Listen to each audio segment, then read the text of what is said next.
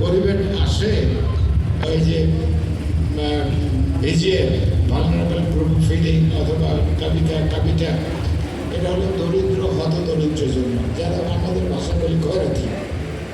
তো খয়রাতির চাউল নিয়ে আমি খাবো, আমার কি এমনই দুরবস্থা হয়েছে? খয়রাতির চাউল আমি বাইরে দেবো, সাগরে দেবো, সাগরে দেবো, আমাদেরকে এতই দুরবস্থা হয়েছে, এতই কাঙ্গাল আমরা, এতই ছোট লোক। খবরটা এটা করবেন না, করতে দেবেন না কাউকে। গরিবের জিনিস গরিবের হক, কারো হক নষ্ট করবেন না। আচ্ছা, তো এই রাজনীতিতে কনস্পিরেসি, আপনাদের ভিতরে শত্রুতা, মিথ্যা কথা, এটা সেটা এ নিয়ে তো বক্তারাও বলছে, আমিও কিছুটা বলছি, এ নিয়ে আমি কথা বলতে চাই না। যারা আসবে তাদেরকে আমরা দেব, যারা আসবে না পাবে না, সোজা কথা। আচ্ছা, এখন আমরা যে বাজেটের কথা বলতেছিলাম, আমি বাজেটের অল্প একটা কথা বলি, আমি শেষ করব। এই জন্য যে বাজেট, এই বছরের বাজেট, এত বড় বাজেট গত ৫-৫ বছরে কোনো সরকার দিতে পারে নাই।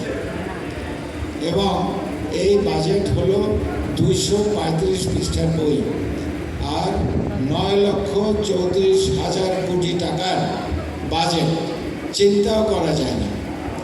তো এই বাজেটে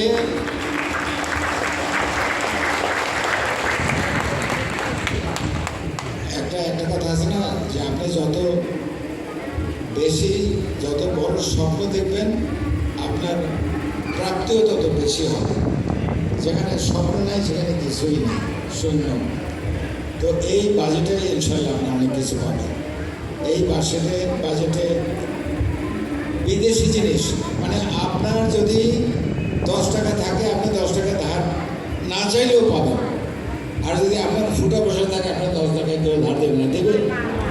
এই আমেরিকা আমাদের শরণার্থী বিশ্ব ব্যাংক পয়সা দেয় না, ইন্টারন্যাশনাল মনিটারি ফান্ড পয়সা দেয় না। এখন থেকে তারা দরজা খুলে দিয়েছে, যাও যত খুশি না।